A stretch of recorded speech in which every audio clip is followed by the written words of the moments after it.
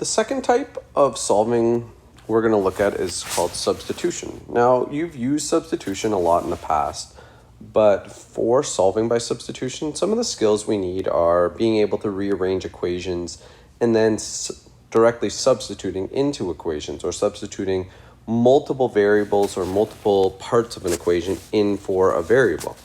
So the first thing we're going to review is just kind of some simple stuff. Solving for y. Now, what you can do is you can pause a video and try to solve all of these and see if you get them correct, or you can just kind of listen to me as I go through them. First one here should be quite easy. All we're doing is we're taking the y and we're moving the 4x to the other side by changing the sign. So minus 4x plus 6. Same idea here. We're going to get y equals 4x plus 9. Okay, the 4x is just changing signs. Now for this one, we need to get the y by itself, so we need to put everything on the other side. So we're going to get negative 2y equals 7x. Oh, not 7x, negative 7x, excuse me. So we're moving it across, minus 8. And then what we're going to do is we're going to divide everything by negative 2. Now I'm going to leave it as a fraction if it doesn't divide nicely. Negative 7 over 2. They don't divide nice, but the two negatives will divide out. A negative and a negative makes a positive. Now that still has an x beside it. And then negative 8 divided by negative 2 is going to give me positive 4. 8 over 2 is 4. Two negatives make a positive. Same thing here. We're going to solve for x. Okay. When you're solving by substitution, you don't always have to solve for y. That's a common misconception because when we're graphing, we always make it y equals mx plus b. But here we could actually solve for x. So we're going to have x equals negative 6y plus 9, or 2x equals negative y plus 16, and then x equals negative 1 over 2y plus 8. Okay, again, I just left the 1 over 2 as a fraction. We're going to get away from using decimals if we can. Some small decimals work, like 0.5 could be fine. But for the most part, you want to be used to using fractions.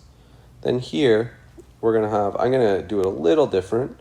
5y minus 10 equals 15x. I just wanted to make the x positive already. Now, 5 divided by 15 actually reduces down to 1 over 3. So we're going to get 1 over 3 y minus 2 over 3 equals x. Okay, I've solved for x. I didn't move everything to the left like normal, but I have solved for x, so I don't have to rearrange it in any specific order. So moving on, so evaluate if x equals 4. So this is similar to what we were doing in the last note when we're substituting in for a check, a formal check. Okay, so if x equals 4, we want to find what y is. So you can either rearrange for y first, so you could get something like y equals negative 4x minus 2, and then substitute in.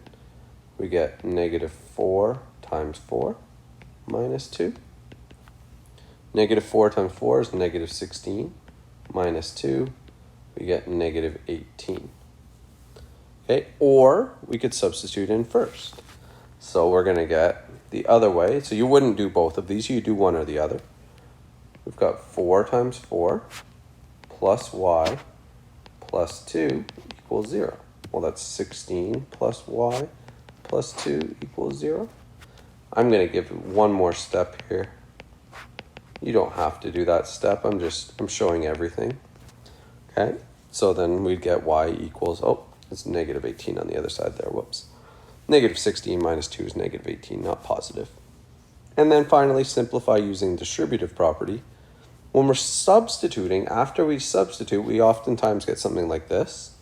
So this is going to be 3x minus 4. Remember, we have to distribute to both values. So this equals 3x minus 12. 3 times x is 3x. 3 times 4 is 12. A positive and a negative makes a negative. Moving along, so rules for substitution. So from one of the equations, we need to solve for either x or y. So that means you have 4 different options because we're going to have 2 equations.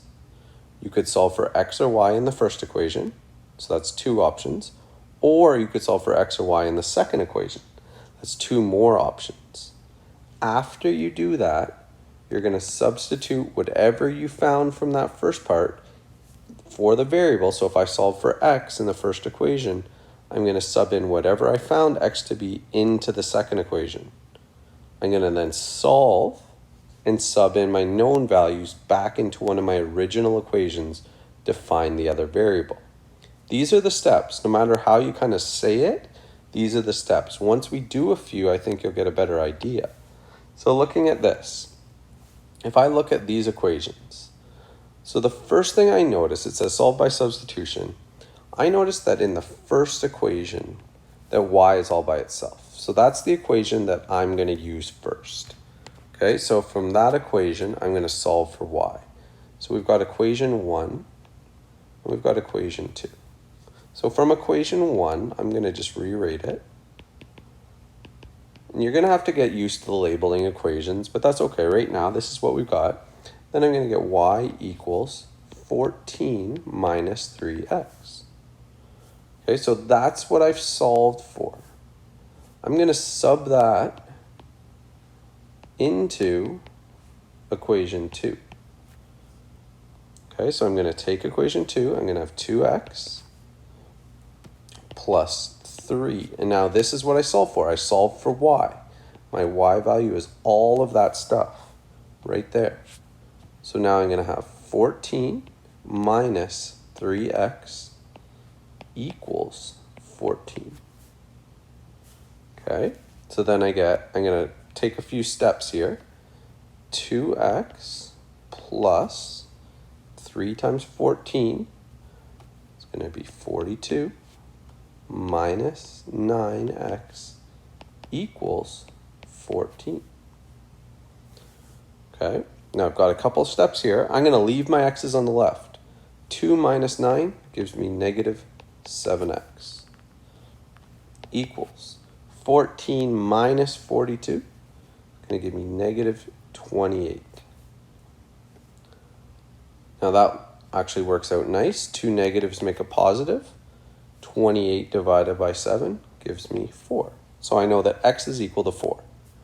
Now I'm going to take that x equal to 4 and I'm going to sub that back into one of my original equations. So sub into 1.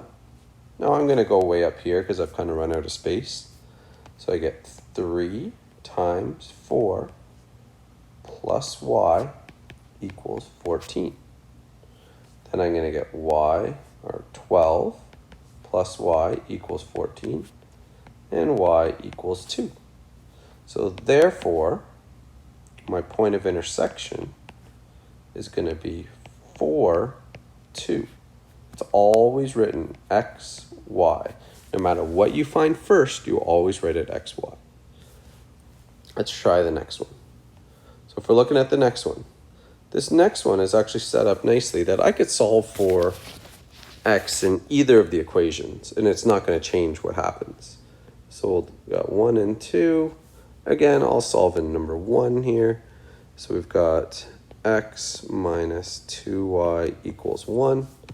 We're going to get x equals 1 plus 2y. So I'm going to sub that into 2. And then I'm going to get 1 plus 2y plus 3y equals 16. Now the one thing that I want you to notice that I'm doing with my substitution, and we probably preached it in grade 9, use brackets when you're substituting. It takes away the issue with putting down the wrong sign or making a small algebra mistake. Use brackets every time you substitute. The harder the math, the harder it is to substitute things in.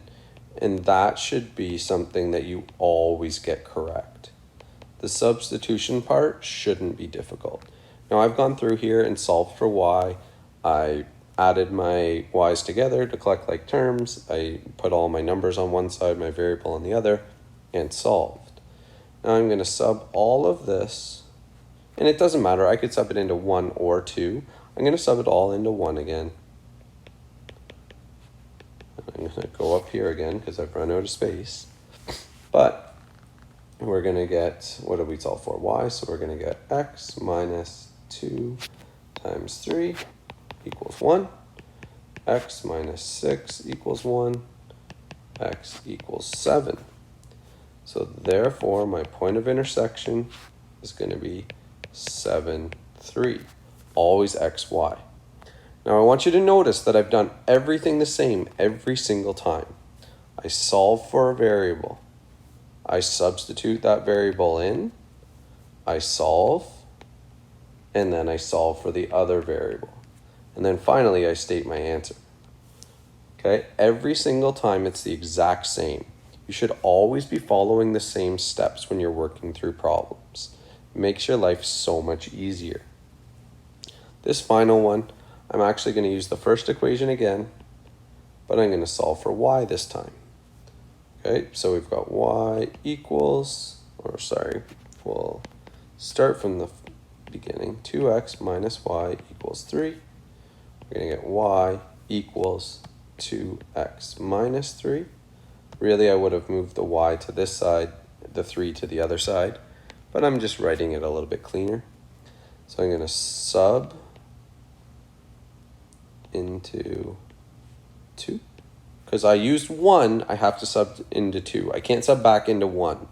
I always need to sub into the other equation. Okay, so we're going to get 3x, not 2x. 3x plus 2 times 2x minus 3. That whole thing goes in for y. And now I'm only left with x's, and you've noticed that in the last two.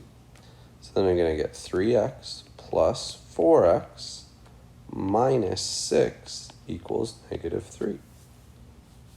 This one's a little bit harder. 3x plus 4x is going to give me 7x. And then it's going to be equals 3. Then we're going to get x equals 3 over 7. It's kind of brutal, but it doesn't mean we can't use it. Okay, so we're going to take that.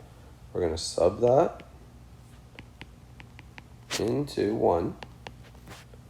And we're going to just use our algebra skills. We've got 2 times 3 over 7 minus y equals 3. Well, that's going to be 6 over 7 minus y equals, now I'm going to just make this 21 over 7. 21 divided by 7 is 3. I've made a common denominator. I'm going to get y equals 6 over 7 minus 21 over 7. And I'm going to get negative 15 over 7. So therefore, my point of intersection, now it's pretty ugly, but it still works. 3 over 7 and negative 15 over 7.